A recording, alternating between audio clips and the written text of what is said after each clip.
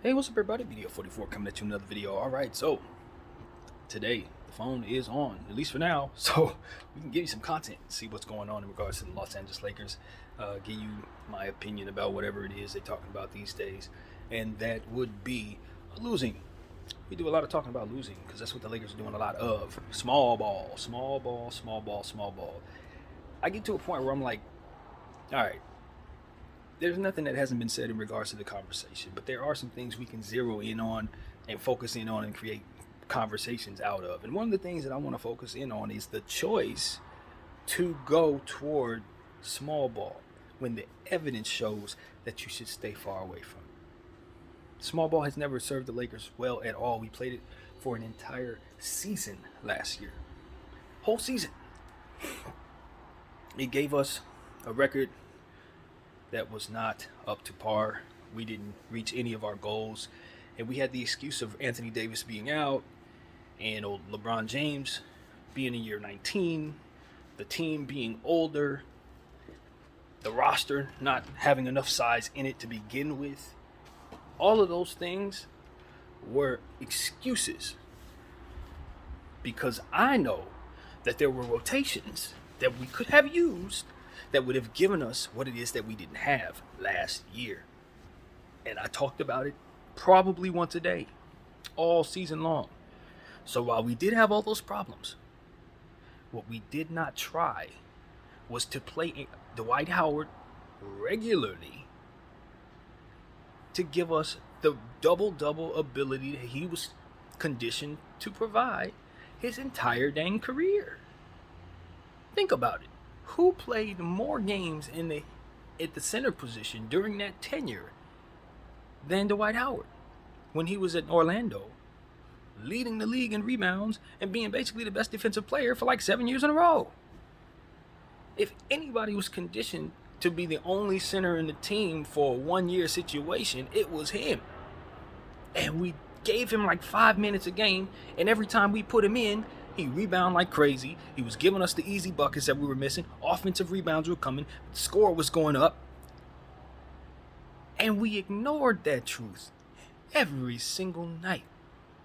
Played 4-guard lineups, 3-guard lineups, small ball, with slow and old players, and lost. And told everybody it was because Anthony Davis wasn't out there. It wasn't.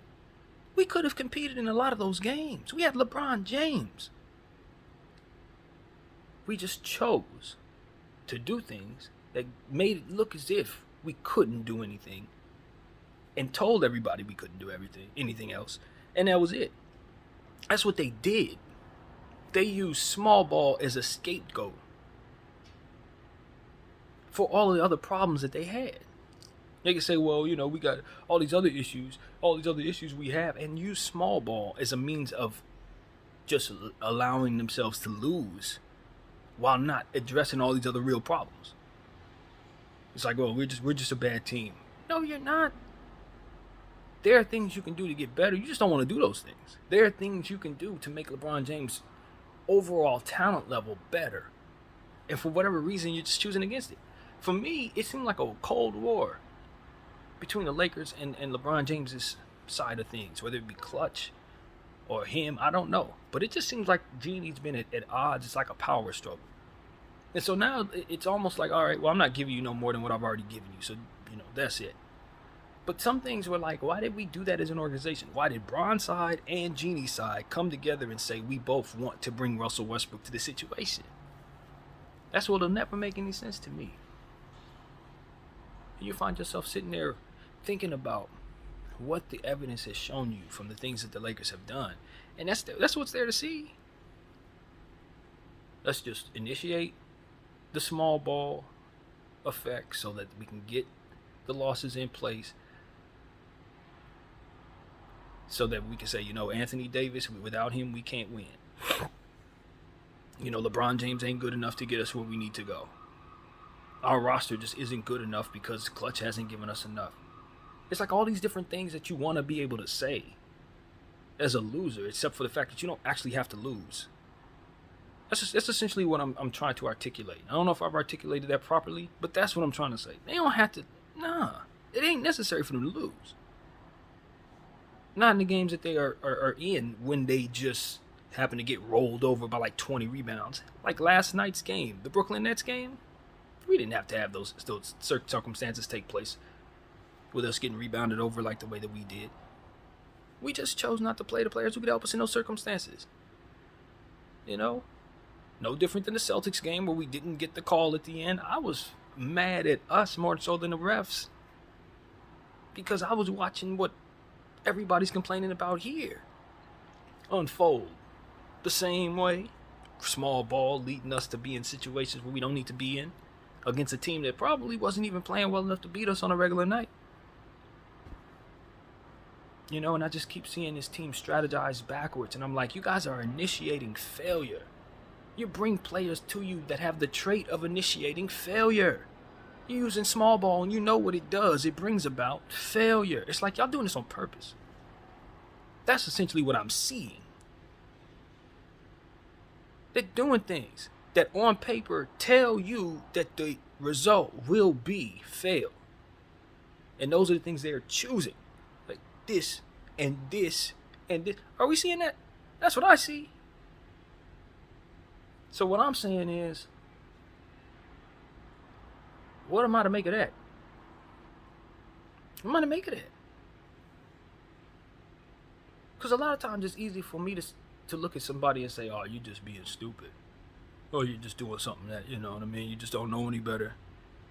And while that's true for like an individual, not a conglomerate, not a whole collection of people sitting in a boardroom saying, let's do this together. No, that's a desired result. Why? Why is it sabotage the result? Why is the desired result on paper fail for our choosing as a collective, Los Angeles? Because there's no other way. If I'm a fan that's going to preach competitiveness, and I look at all the different things that are in the way, and that's the main thing in the way, how the hell do I defeat that?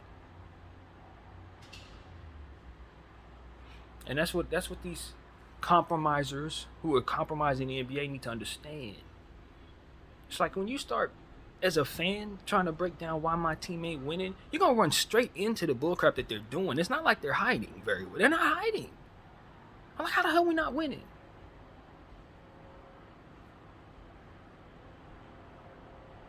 And it's like, as a fan, you're like, okay, this is awkward because I got a voice. God knows what I'm stepping on, right? As it pertains to the people trying to corrupt their way up to a different type of bag or whatever they're trying to do. I mean, I don't know what you want me to do. I'm not trying to step on your interests. I'm just a fan that wants to win. Who's smart enough to see the bullcrap you're doing? It's like, we're losing because of this, man. Like, I want to beat the Blazers, and y'all trying to do a money grab, so what do I do when I'm covering this team, you guys? Like, I don't know. We just didn't win. Damn, I wish Patrick Beverly could have just hit 7 more 3-pointers. Like, what are we doing? Like, I ain't that dumb.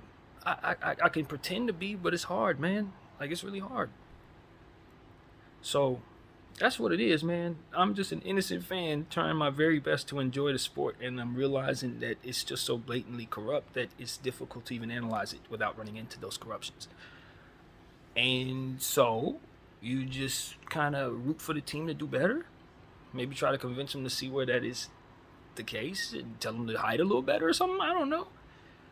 I think the guys in the 80s weren't as blatant with their nonsense. This is like, so we're choosing to play 4 guards against those forwards. And you want to pay for that. Oh, also there's some super science that defies what my eye test tells me that makes that a good strategy in real basketball lives. So I'm supposed to just trust you as the results tell me that it fails just like the eye test tells me.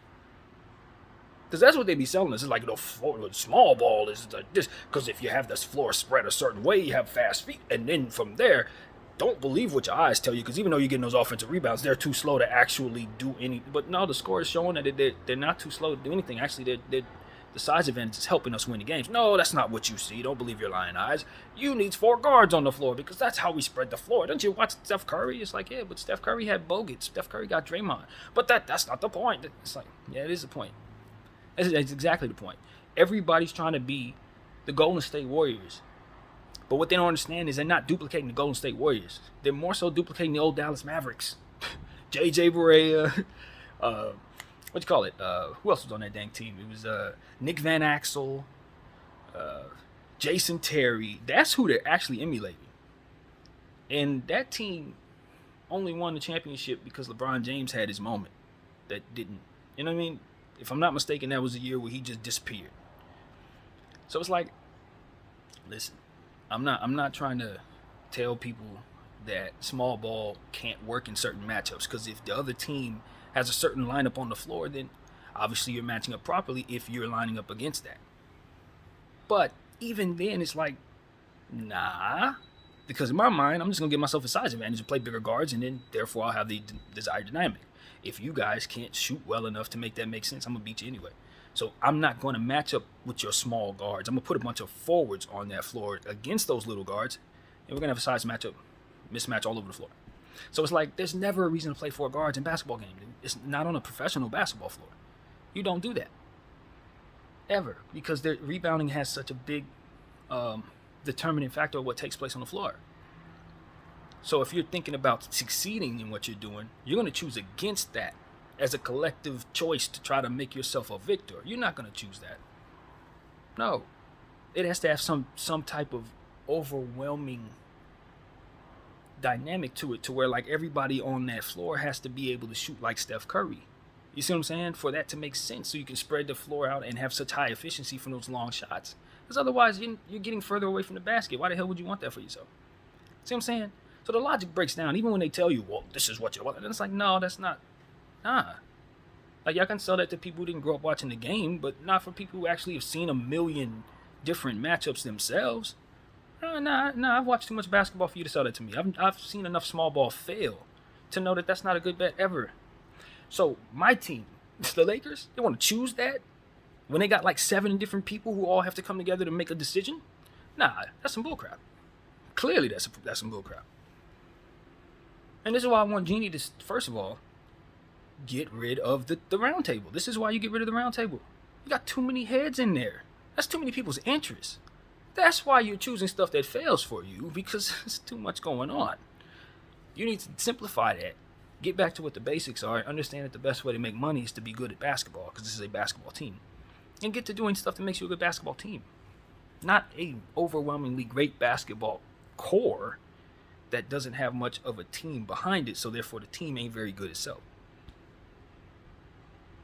People sell you on the dream of being able to cheat the league by souping up talent on your team. Well, the NBA crafted itself so that you could not do that.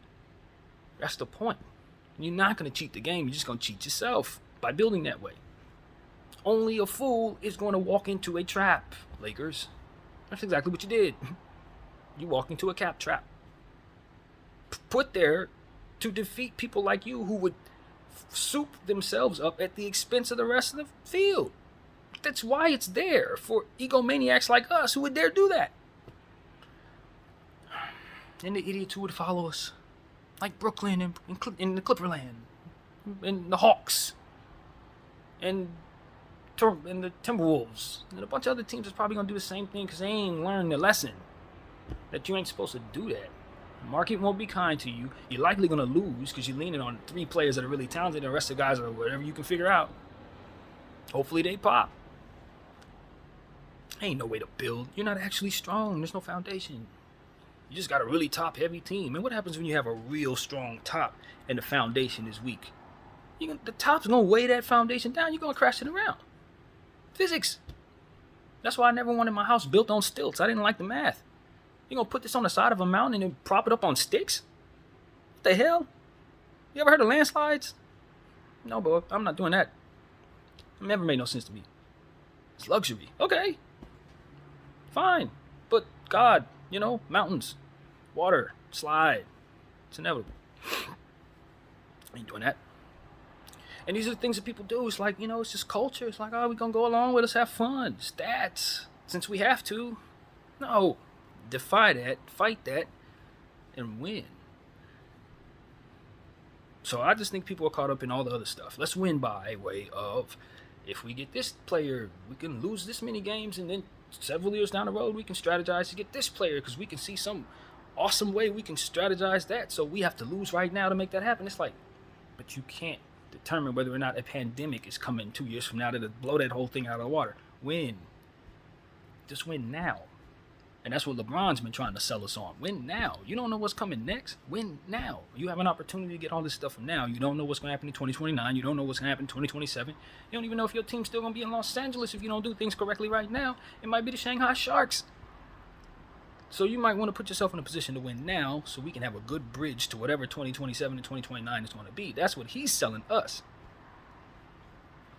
And my thing is, are you going to be able to get us what we need right now if we do that? That's the only thing. That's a good application of what should be when the star can hold down the fort. But if he cannot and his co-star is going to be as fragile as anybody, that's not a good bet for me. So that's what he needs to understand. But I get what he's selling. It's just the balance of it all, man. And when you got 9 people in the room, ain't nobody going to have... A couple of them might have balance, but the other ones might want to just something else. I don't know. Too many voices. Too many voices. And if the collective of those voices come to us choosing things that initiate our failure, and you want people to pay for that, you're going to have some resistance. You're going to have somebody that sees that and says, yeah, but that doesn't make any sense to me. Which is exactly what's happening right now. So Lakers need to get their act together, man. Stop choosing stuff that's going to fail us. Because we can't see the fruit in that. If this is some elaborate, what they call it, the process, like Philly did, if they're going through that, they better let us know. It's the one thing Philly did was verbalize that was what they were going to do. They said it 3 years ahead of time. We are looking to fail purposefully with the intention of stacking up talent so we can bring you the best possible team. Because we don't think there's any other way we can build for it. And the fans got behind it. And they failed every year. And they got killed for it. And eventually they got Joel Embiid for it. A couple other stuff they didn't draft very well. But they got Joel Embiid for it. It paid off, I guess. They'll probably get a championship with him at some point. Maybe this year. But the point is, the fans were on board with the process because they knew where it was headed. This, we don't know what the hell's going on because you're not telling us nothing. And if you are saying something to us, it's blowing smoke at us that doesn't really add up to what we're seeing. Got our coach telling us stuff that doesn't make sense about why he's doing the things he's doing. Just like the last coach. Just like the coach before him. Which is why we know it's not him that's doing this. So it's like, all right, we're getting frustrated because that's another one of the things that they're choosing that we know is a failure. Small ball, forcing the coach to take on that brunt of that. What does that create? An environment where the culture ain't very good, possibly where people don't trust one another. You have him saying facts over feelings now, playing Patrick Beverly to the detriment of the team. Seeing memes pop up. Dan, the Lakers fan, just told us about this meme that I've yet to see, but it cracked me up. It's Alvin and the Chipmunks meme. It's Darvin and the Chipmunks with our 3 small ball players, Westbrook, Schroeder, and Beverly. It makes all the sense in the world. And the Lakers create that environment by what? Putting those players together and forcing them to play those guys and then standing in the background like it ain't their decision. Again. For the desired result of failure. Again. While they sit back and say, well, we want to make the team better, kind of, but we want to hold on to our picks, kind of, too. And remember Kobe? He didn't give us no trouble. Yeah, but you're giving us trouble just like you gave him. You're giving Bron trouble just like you gave him because you're not doing right. You want us to act like we don't know that. Telling us not to play Wenyen Gabriel when he's balling out. Why the hell wouldn't we play Wenyen Gabriel when he's balling out? A choice that's going to initiate our own failure on purpose.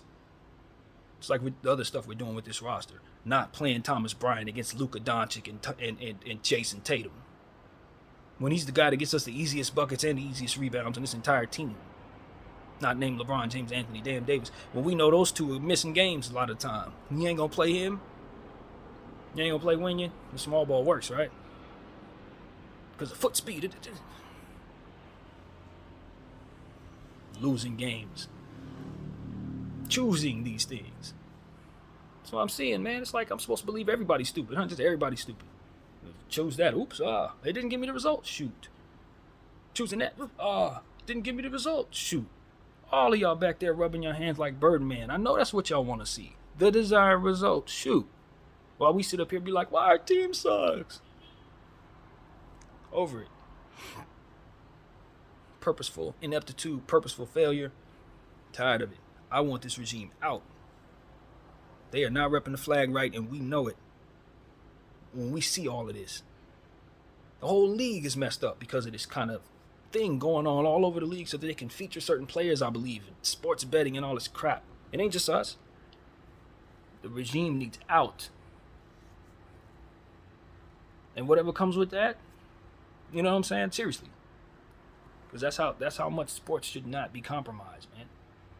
When you start talking about all that goes into it, generational wealth, where it does go, where it doesn't go, stop toying with this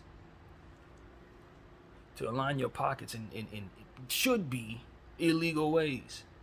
Sports was so much better when sports betting was not a part of this, man. It's a bottom line. You remove sports betting and stuff goes back to normal because the interest of people is not warped and compromising things in a blatant way. Because that's all this is. It's so easy to see because it has to be done. No nonsense. We talked about this more than once, man. I'm just sick of greed ruining good science in the name of today. Top 75 list shouldn't even been done today for reasons such as these. Propping up players for the wrong reasons. Got them wishing for the wrong stars, so to speak. Russell Westbrook, I want my stats. I'm mad after a win. It warped. That's completely warped. And think people are watching him going to cater what they do after what it is he's doing. Absolutely not. That's why I talk against that stuff every day.